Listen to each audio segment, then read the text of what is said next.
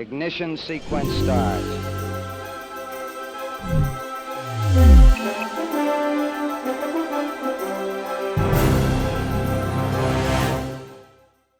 Good morning. You've got a view of the International Space Station Flight Control Room at NASA's Johnson Space Center. The flight controllers in this room are keeping track of the systems on the space station and helping out the Expedition 62 crew members as they work through their agenda of science and maintenance tasks. Now, we've made a few changes around here about the way we're doing things on the ground during the novel coronavirus, but that hasn't kept the crew on orbit from doing their work, preparing for the upcoming departure of a cargo ship and the arrival of new crewmates. Welcome to Space to Ground. I'm Sandra Jones. While the world continues to grapple with the effects of the coronavirus pandemic, we are doing our part to help flatten the curve by shooting this week's episode from home. Meanwhile, 250 miles above us on board the International Space Station, crew members were busy preparing a vehicle for its upcoming departure. In preparation for the SpaceX CRS-20 Dragon cargo vehicle departure, NASA astronauts Jessica Meir and Andrew Morgan have been loading the vehicle with experiments and station gear, such as spacecraft components to be analyzed by scientists and engineers upon the vehicle's return to Earth. CRS-20 is scheduled to be released from the space station on Monday, April 6th. The vehicle will splash down in the Pacific Ocean just a few hours after its departure from the space station.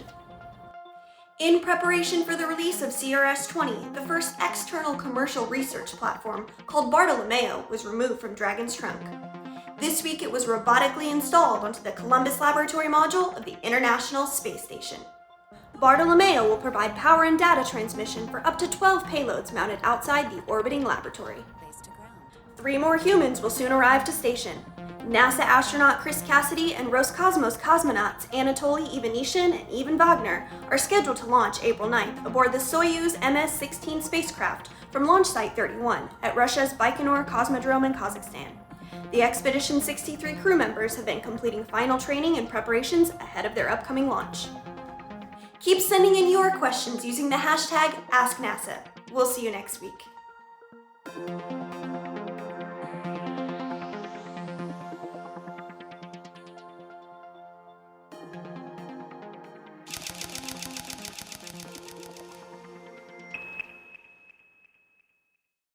As most of America gets acquainted with working from home, sometimes in cramped quarters, a number of International Space Station crew members have been sharing their experience of doing that same thing from space. Recently, astronaut Anne McClain pulled out her smartphone to talk about the 5 expeditionary crew skills that space station astronauts try to employ to make their team on orbit a success. These skills may work for you on Earth, too. Take a look. Hey everyone, Anne McClain here. I'm a NASA astronaut and I lived on the International Space Station for about 6.5 months last year. And I know a lot of people find themselves in confinement right now or living in quarantine under conditions that maybe are not the most favorable. So while we recognize that the situation right now in the world is very different than what we have up in space, I do think that there are some parallels, some lessons that we learned over the last 20 years living on space station that maybe can apply to your scenario. And I think the big thing that I realized was that it's a big mental adjustment when you're living and working in space. People think of space exploration as solely a technical feat, but really there's a huge non-technical aspect that is critical in our success. And that's pretty simply how well we can get along with others. If you have a crew that goes to space and a month into it are not speaking to each other, that's just not going to be an effective team. So about one of the astronauts that flew a few years before me, Peggy Whitson, she worked with Dr. Al Holland, one of the psychologists at NASA, and they developed what we call now expeditionary crew skills. And these are basically 5 main skills that they identified were important and critical to these successful teams.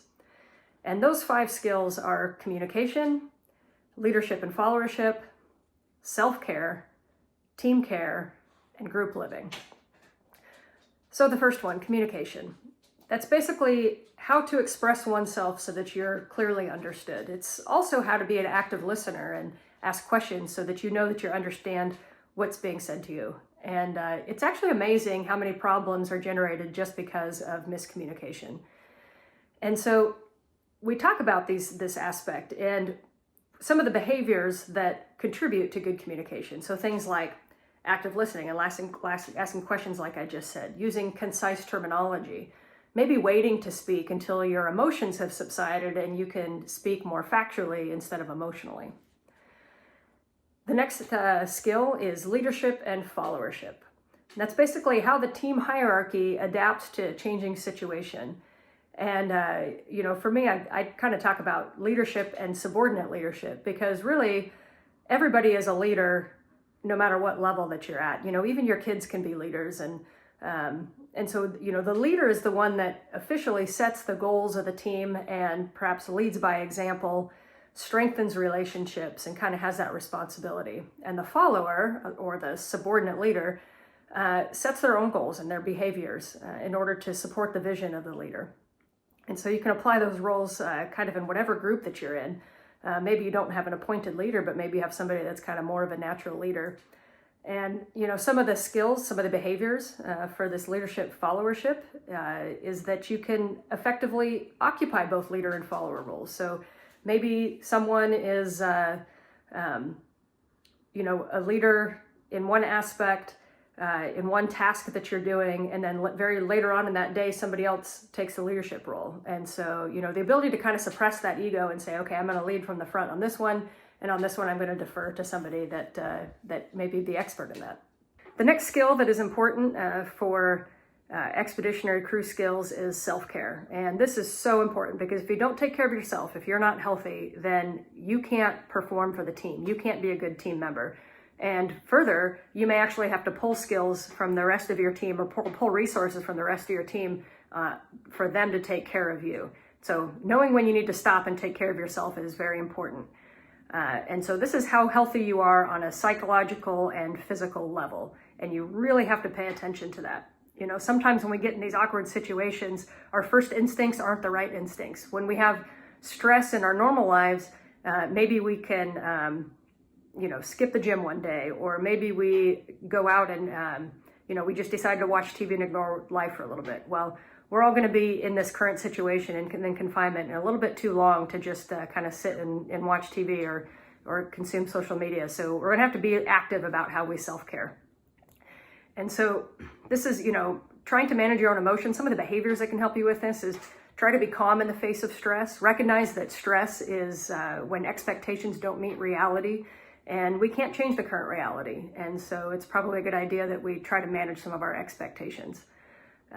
You want to maintain your social relationships. Don't cut yourself off. And if you start to get into a negative thought pattern, then, recognize that and try to get out of that. And sometimes it's just taking care of yourself physically.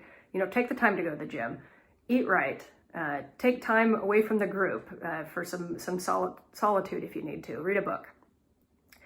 And the next aspect is team care. And team care is how healthy the team is on a physical, psychological level. And this can be influenced a lot by external and internal stressors.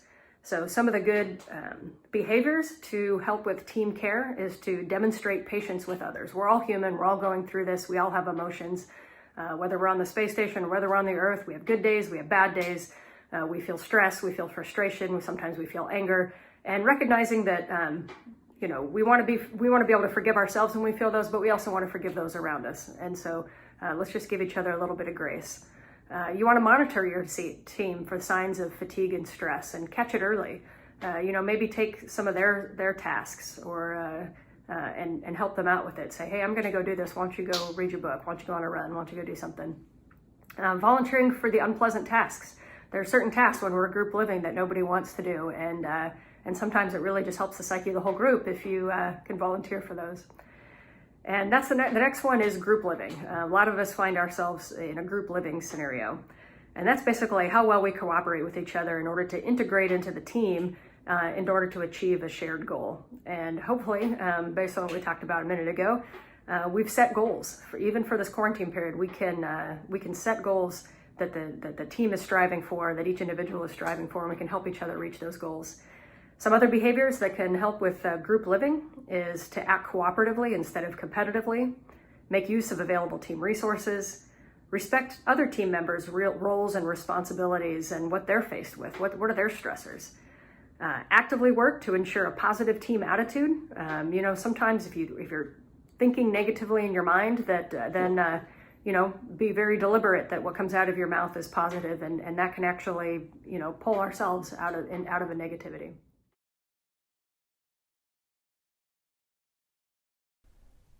In a few minutes, more from Anne McLean, sharing some insights from her experience that may help you be successful as your team figures out how to work together from less than ideal locations. Drew Morgan and Jessica Meir, two of the Expedition 62 crew members who are now 2 weeks away from returning to Earth, are astronaut classmates of Anne McLean's, each also finishing their first spaceflight. While Meir spent years being trained for this mission, she already had a bachelor's degree in biology, a master's in space science, and a doctorate in marine biology. Yet little of all that formal education much mattered when she agreed to sit down with us before she left Houston for a barrage of, non-technical questions. Take a look. The clock has started. Roger.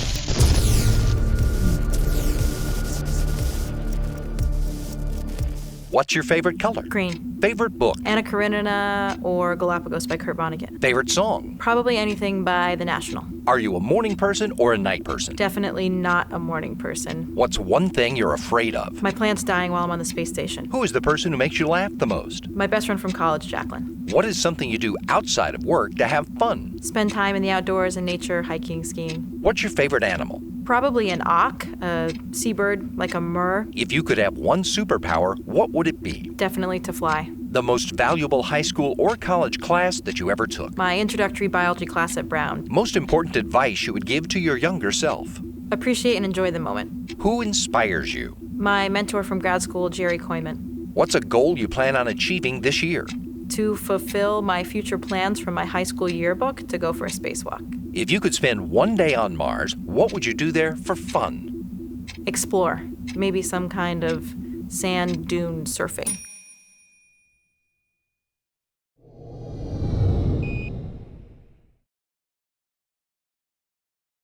The astronauts and cosmonauts on the International Space Station serve as laboratory assistants for scientists who are studying a wide range of scientific concepts, and that includes some concepts that we'll have to master in order to return American astronauts to the moon by 2024 as part of the Artemis program.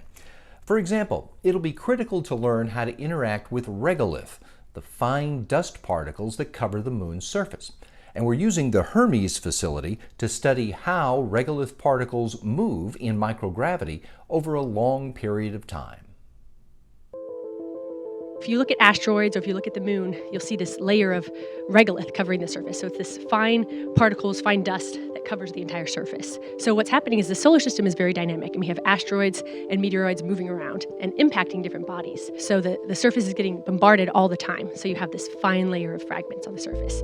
So why would we want to study it, right? And why would we want to study it on the space station? There's a lot of interest in one day sending astronauts to asteroids, for instance, and we have already sent a lot of robotic missions to asteroids and plan to send more. And so every time we visit these asteroids, we learn more and more. And there's very diverse bodies of asteroids. Every asteroid seems to be different.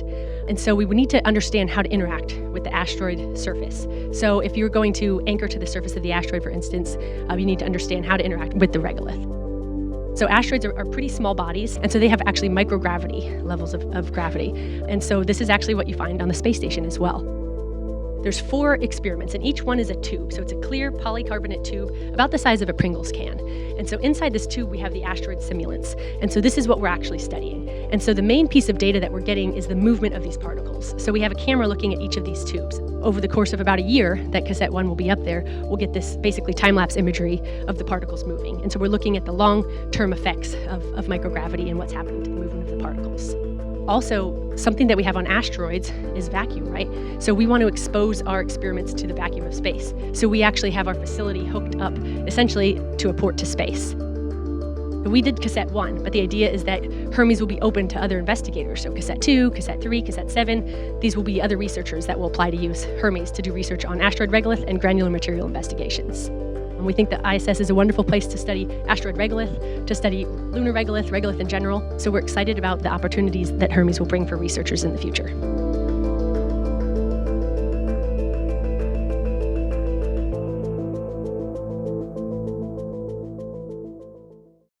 A few minutes ago, Sandra mentioned Bartolomeo, the first external commercial research platform on the International Space Station, just installed on the outside of the Columbus module. The exterior of the International Space Station is a great place for science. Over on the Kibo Laboratory's exposed facility, there is a package pointing a laser light down to tree canopies on the planet to study Earth's ecosystem, as scientists want to learn more about how it's changing. Shining laser light on Earth's forests. Presented by Science at NASA. The International Space Station, or ISS, is sporting a new light fixture. The Global Ecosystem Dynamics Investigation, or GEDI, will beam down laser light on Earth from the orbiting laboratory to reveal more about our environment and how it is changing. NASA's GEDI sends laser pulses into tree canopies and precisely measures the light reflected back. The timing and intensity of light that bounces back to GEDI's telescope will reveal the height and density of trees and vegetation, and the vertical arrangement of the leaves and branches within the overall canopy. Dr. Ralph Dabaya, GEDI principal investigator at the University of Maryland, says, "This instrument will map forests in high resolution and 3 dimensions, revolutionizing the way researchers monitor them. Forested areas are an important part of our planet. Not only do forests provide a habitat for many species and a source of raw materials for human use, such as paper and lumber, they also play a key role in the Earth's carbon cycle. Deforestation and forest degradation, in addition to other types of forest disturbances, such as fires and insect outbreaks, lead to increases in atmospheric carbon dioxide. Forest regrowth sucks that carbon back down into trees and soils. Knowing how forests grow and change over time can allow us to better understand the contribution that forests make to Earth's carbon cycle and help people better manage this important resource. GEDI is the first spaceborne instrument designed specifically to perform sustained mapping of the spatial distribution of the carbon content of forests. Dabaya notes, one of the most poorly quantified components of the carbon cycle is the net balance between forest disturbance and regrowth. GEDI will help scientists fill in this missing piece by revealing the vertical structure of the forest, information we really can't get with sufficient accuracy any other way. GEDI will provide scientists with insights into the amount of carbon stored in forests. When combined with current and historical records of changes captured by Earth-orbiting satellites, such as Landsat, this information will enhance the ability of researchers to identify changes happening across our planet. Researchers also will incorporate GEDI's observations, along with those of the Ecostress instrument on the station, with data from other current and future Earth-observing sensors. These data will address important questions about relationships between forest structure, function, composition, and changes in carbon content. Combining all of these data will allow researchers to gain an unprecedented understanding of ecosystem dynamics and the role plants and trees play in Earth's global carbon cycle. These new insights could be used in turn to improve models for forecasting future ecosystem changes, atmospheric carbon dioxide concentrations, and climate. GEDI was launched to the station aboard SpaceX CRS-16 on December 5, 2018. For more about how NASA uses the power of light to understand our world and beyond, visit science.nasa.gov. The astronauts on the International Space Station spend a good chunk of their time as lab assistants on experiments in a whole range of scientific disciplines. But they also devote time to sharing the experience of spaceflight with people on the ground, particularly when they talk with students and their teachers about science, technology, engineering, and math. In this installment of the STEMonstrations video series, Astronaut and former classroom teacher Joe Acaba gets into the difference between kinetic energy and potential energy and demonstrates how one can become the other.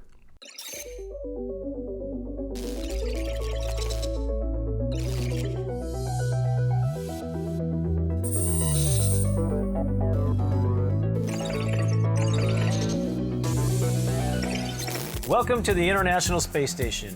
I'm astronaut Joe Acaba. Today, we're going to talk about potential and kinetic energy. Let's get started. Kinetic energy is the energy an object has because of its motion. An object can store energy based on its position. This is called potential energy. On Earth, imagine dropping an object from a raised position. As an object's altitude above the Earth's surface increases, its gravitational potential energy also increases. The potential energy stored due to its position is now being converted to kinetic energy. We also observe this with elastic potential energy. Okay, new term. Elastic potential energy occurs when objects are compressed and stretched, or generally deformed in any manner, creating potential energy. Think of this bungee or a spring. Okay, Joe, what's next? We pull back on the band and create potential energy. When we release the potential energy, it is converted to kinetic energy. Here on the International Space Station, we are still under the influence of gravity, primarily due to our position with the Earth. So when I have this ball on this ramp, normally back on Earth, I release the ball and it rolls down the ramp due to a change in its potential energy that's being transferred to kinetic energy. But as you can see, it doesn't happen here. So it doesn't mean we don't have potential energy. It just means we're not converting it at this time to kinetic energy. And why is that? Gravity is pulling us down, but we're moving super fast. And so what it is we're bending around the Earth in this perpetual falling motion. Thanks for joining me on board the International Space Station. We're sending it back to Earth so you can try your own experiment. See you next time.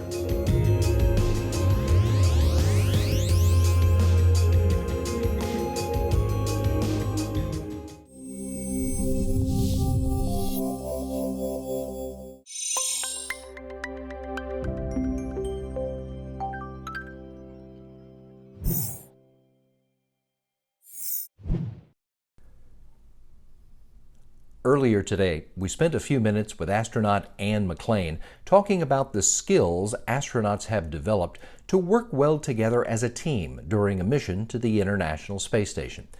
The space station veteran says it takes a mental adjustment to work successfully in a new location orbiting the Earth, just as it may if you're working from a room in your own house during our current period of social distancing.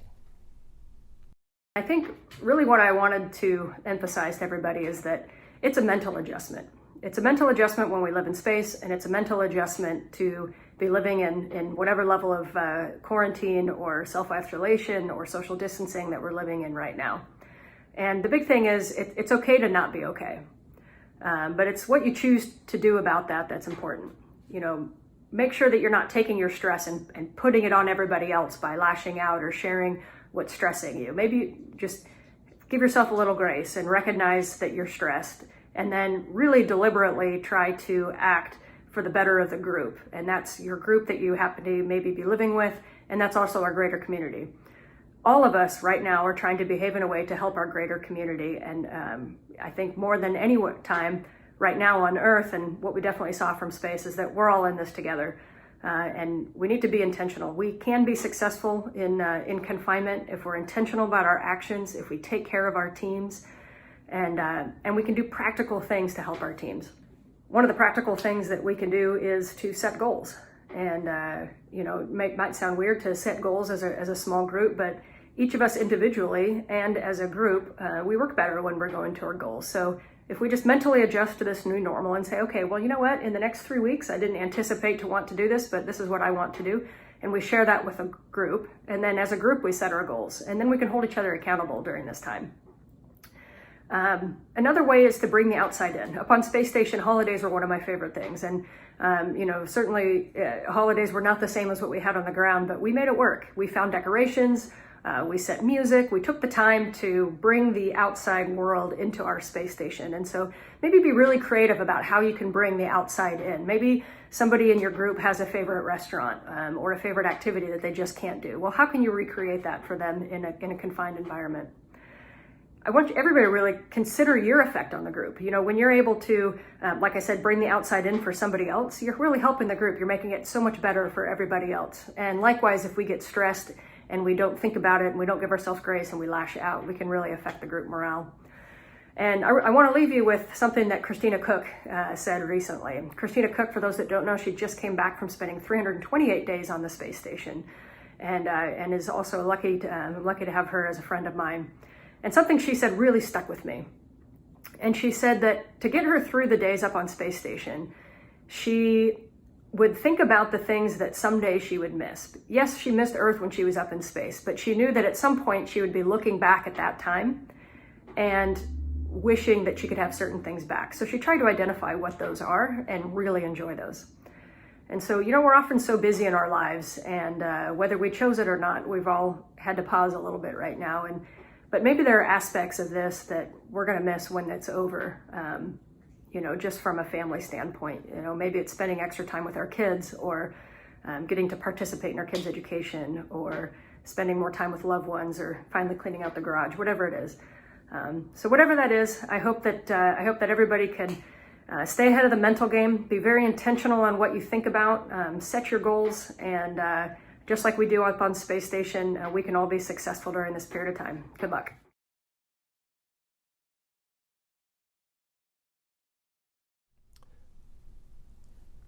If you'd like to get another look at any of the stories we feature today, and who could blame you, check us out on YouTube and Facebook. The addresses are appearing there on the blue box on your NASA TV screen.